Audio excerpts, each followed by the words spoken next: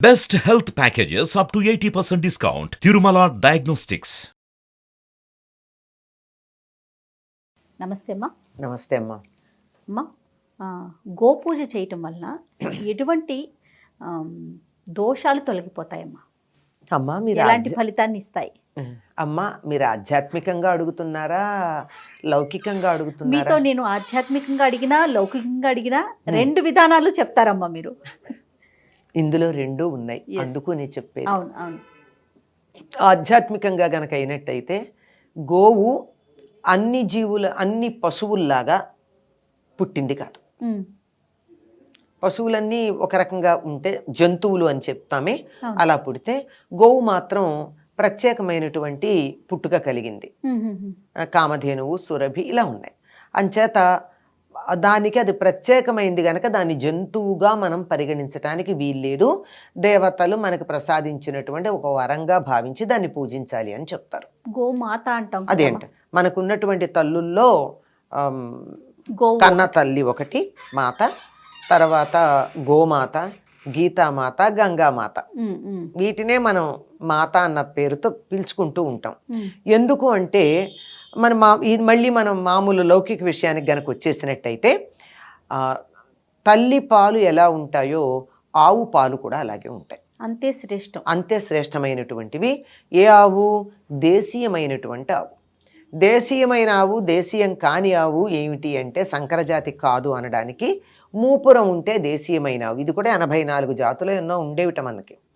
సంఖ్యదు మర్చిపోయాను, కానీ ప్రస్తుతం కొద్ది జాతులే లభ్యమవుతున్నాయి మనకి బాగా తెలుగు వాళ్ళకి తెలిసింది ఒంగోలు జాతి ఒకటి, గిర్ ఒకటి, కపిల ఒకటి, ఇలాంటివి చాలా ఉన్నాయి. అమ్మా, వాటిల్లో శ్రేష్టమైనటువంటివి ఈ జాతులన్నిట్లోనూ గనక చూసినట్టయితే వీటన్నిటికీ ఉన్న సామాన్య లక్షణం ఏమిటంటే మూపురం ఉండడం.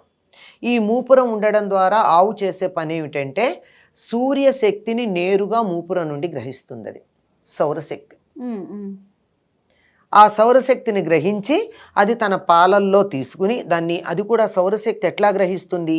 హిరణ్య కిరణమో ఏదో చెప్తారు దాన్ని, అంటే బంగారు రంగు ఉన్న కిరణం, దాన్ని గ్రహించి దాని పాల ద్వారా మనకు అందిస్తుంది. అందుకే ఆవు పాలు కొంచెం లేత పసుపు రంగులో ఉంటాయి. ఉమ్, ఉమ్.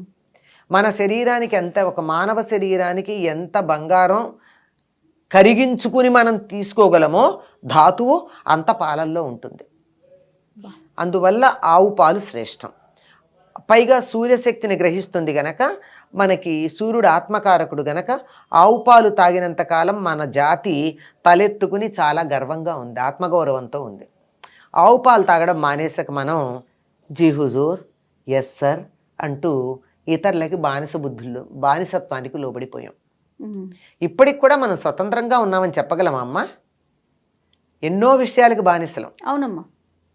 అది కాక నేను భారతీయుణ్ణి తలెత్తుకుని గర్వంగా చెప్పగలిగినటువంటి, మనస్సులో అనుకుంటూ పైకనడం కాదు, అలా అనుకుంటూ చెప్పగలిగినటువంటి మానసిక దార్ఢ్యం ఎంతమందికి ఉంది? అది ఆవు పాలు తాగడం వల్ల వస్తుంది. ఆ హిరణ్యకేతు కిరణం అంటారు, అది అలాంటిది. ఇది మనకు మామూలుగా కనపడేటటువంటి విషయం. దీన్నే ఇట్లా చెప్తే, ఇంత శాస్త్రీయంగా చెప్తే మనకి ఏమిటోలే వాళ్ళు చెప్తున్నారు అనిపిస్తుంది. అందుకని సమస్తమైనటువంటి దేవతలు ఆవు శరీరంలో ఉన్నాయి అని చెప్తారు. ఈ వివరాలు నేను మీకు చెప్పను. కారణం ఏమిటంటే ఒక పురాణంలోనూ ఒక పురాణాలు కొద్ది తేడా ఉంది.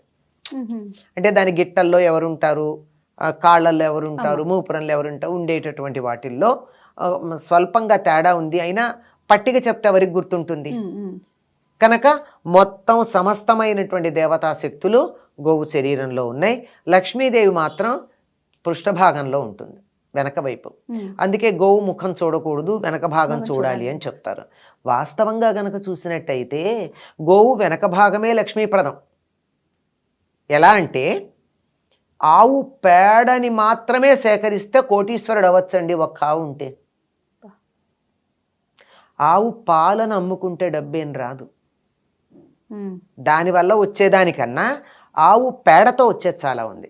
దాంతో చేసేటటువంటి వస్తువులు కానీ, తయారయ్యేటటువంటి పదార్థాలు కానీ, దాని విలువ కానీ ఇంత అంత అని చెప్పడానికి వీల్లేదు. ప్రస్తుతం దాని మీద చాలా బాగా పనిచేస్తున్నటువంటి వాళ్ళు చాలామంది ఉన్నారు మన దేశంలో. ఒక్క గోమయంతో.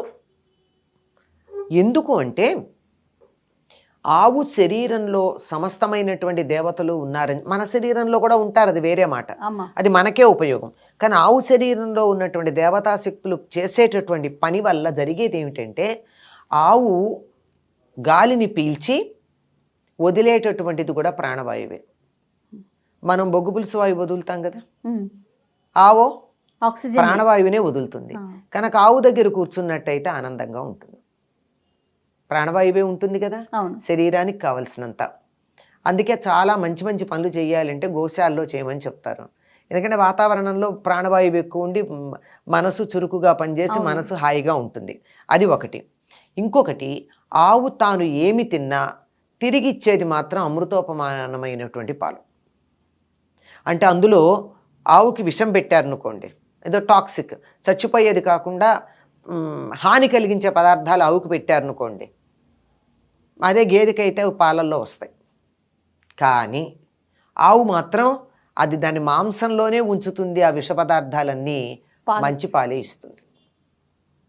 దీనికి ఉదాహరణగా చెప్తారు, ఇప్పుడు గేదె పాలు ఉన్నాయి, అది తినే ఆహారాన్ని బట్టి గేదె పాల క్వాలిటీలో వాసన అది కూడా వస్తుంది. వేసవి కాలంలో వరిగడ్డి తింటే పాల వాసన వేరు. ఈ కాలంలో చెరుకు పెడతారు, చెరుకు చిగుళ్ళు దవ్వ అంటారు, అది పెడితే వచ్చే పాల వాసన వేరు. అది తినే ఆహారాన్ని బట్టి పాలల్లో వాసన తేడా ఉంటుంది. ఆవు పాలల్లో ఉండదట, ఎప్పుడు ఒకేలాగా ఉంటాయట. ఎప్పుడు ఎలా ఉంటాయి, ఒకేలా మామూలుగా ఉండడమే కాకుండా ఇంకొక లక్షణం కూడా చెప్తారు. ఆవు ఇంటి యజమానిని వాసన చూసి అడవిలోకి వెళ్ళింది అనుకోండి మెయ్యడానికి, మేతకి, ఈ యజమాని శరీరంలో అనారోగ్యం ఏదైనా ఉంటే దానికి తగిన మందు ఎలా కావాలో తత్సంబంధమైన ఔషధాన్ని తిని వచ్చి పాలిస్తుందిట. ఆ పాలు తాగితే ఆయనకి రోగం తగ్గుతుంది. అంటే ఇది నమ్ముతారా అంటే నమ్మచ్చు అని నాకు ఒక ఆధారం కనపడింది. ఎట్లాగంటే ఇప్పుడు ఒక తల్లి ఉంది, బిడ్డకి పాలిస్తోంది. తల్లి దగ్గర నుంచి వచ్చేటటువంటి పాలు బిడ్డ అవసరాన్ని బట్టి మారతాయి. ఇద్దరు పిల్లలకి తల్లి పాలిచ్చింది అనుకోండి వేరే వేరే సమయాల్లోనే, ఒక బిడ్డకి ఇచ్చేటప్పుడు పాలల్లో ఉండేటటువంటి కాంపోజిషన్కి ఇంకొక బిడ్డకి పాలిచ్చేప్పుడు ఉండే పాలల్లో ఉండే కాంపోజిషన్కి తేడా ఉంటుందిట. బిడ్డ స్పర్శ వల్ల ఆ బిడ్డకి ఎటువంటి పాలిస్తే సరిపోతుందో తల్లి బాడీ కనుక్కుని తయారు చేస్తుంది ఆటోమేటిక్గా. దాన్ని ఏమంటారు, కస్టమ్ మేడ్ మిల్క్ అంటారు. అంతే. అదేవిధంగా యజమానికి కావలసిన, నాకు ఇది పోలికతో నిజమేనేమో అనిపించింది, యజమానికి కావలసినటువంటి ఆహారాన్ని తనేది తిని ఇచ్చిన పాల తడికి సరిపోతుందో వాటికి సంబంధించినటువంటివి ఆహారం తిని వస్తుందట. మరి గోవుని మరి దైవం అనాలా మరేమనాలి? ఇట్లా గోవు గురించి మనం చెప్పుకుంటూ కనుక వెళ్ళినట్టు అనేక విశేషాలు ఉన్నాయమ్మా. ఇంకా గోమూత్రంతో తయారు చేసేవి చాలా ఉన్నాయి. గోపంచితం అంటాం, అలాగే గోమయం అంటాం. గోమయం కూడా పురుగులు పట్టదటమ్మా సాధారణంగా. అది కూడా సువాసన ఉంటుంది. అన్ని మిగిలినటువంటి ఎక్స్క్రీషన్స్ లాగా వాసన ఉండదు. ఆవు పేడలో కలిపి విత్తనాలు గనక జాగ్రత్త పరిచినట్టయితే ఎన్నేళ్ళైనా దాంట్లో జెర్మినేషన్ కెపాసిటీ తగ్గదు. మీరు బాగా పాతకాల 40-50 ఏళ్ల క్రితం ఇంట్లో పెద్దవాళ్ళని అడిగితే కాకరకాయ విత్తనాలు ఎట్లా పెట్టారని మా ఇంట్లో పురుగులు పడుతున్నాయని ఎవరన్నా అన్నారనుకోండి, ఏముందనో పెడకిస్తారు. అంటే తాజా ఆవు పేడలో ఈ విత్తనాలని కలిపి గోడ కొట్టేసి ఎండబెట్టేస్తారు, అవి దాస్తారు. అది దాస్తారు. 10 ఏళ్ళైనా మళ్ళీ వేస్తే అది విత్తనం వస్తుంది. అంటే జీవ ప్రజ్ఞని నిలబెట్టగలిగినటువంటి లక్షణం ఉందని. ఆవు పేడ పిడకతో తయారు చేసినటువంటి బూడిద ఉందే, ఆ బూడిద కలిపినట్టయితే పురుగులు రావు. బియ్యంలో కానీ దేంట్లో కానీ మంచి కచ్చిగా తయారు అయ్యి దాన్ని ఇలా పౌడర్ కనుక అయిపోయినాక దానిని మనం మినుగులు పెసలు అట్లాంటి వాటిల్లో కనుక కలిపేసామంటే సంవత్సరానికి సరిపడా దాచుకునేటటువంటి వాటిల్లో పురుగు రాదు. కడిగితేనేమో వాటిల్లో మొలకెత్తే లక్షణం పోతుంది. కానీ కడగకుండా మరి నిలబెట్టాలంటే బూడిదలోనే కలుపుతారు.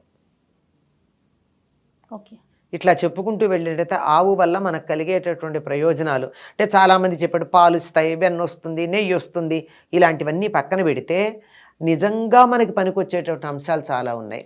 ఆవు పేడని నీళ్ళల్లో కలిపి చిలకరించినట్టయితే ఎటువంటి చీడపీడలు మొక్కలకి పోతాయి. ఆవు బూడిద చల్లినా చాలు, మొక్కల మీద బూడిద చల్లేస్తే చాలు, అన్ని రకాల పీడలు పోతాయి.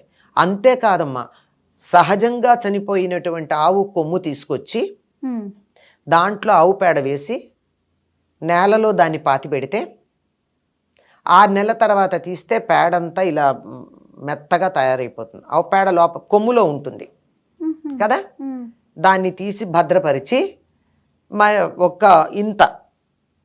ఒక బకెట్ నీళ్ళల్లో కలిపి పిచికారీ చేస్తే ఎటువంటి క్రిములు పోతాయి మొక్కలకి. ఇప్పుడు సహజంగా చేస్తున్నాం వ్యవసాయం అనేటటువంటి వాళ్ళు చేసేది గో ఆధారిత వ్యవసాయం ఊరికే అన్నారా?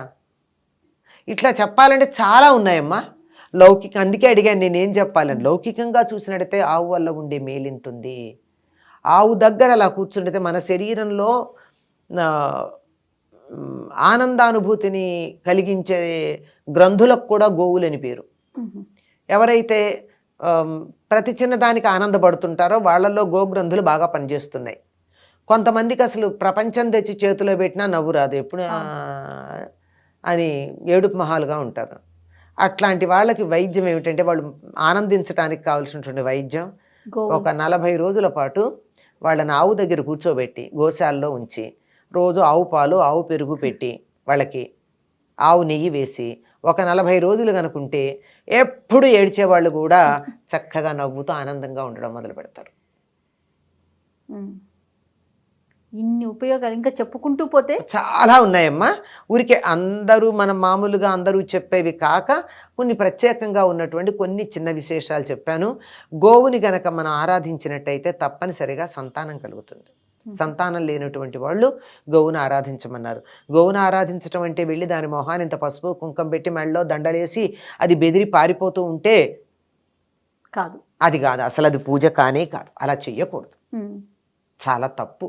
దాన్ని భయపెడితే పూజ ఏంటమ్మా?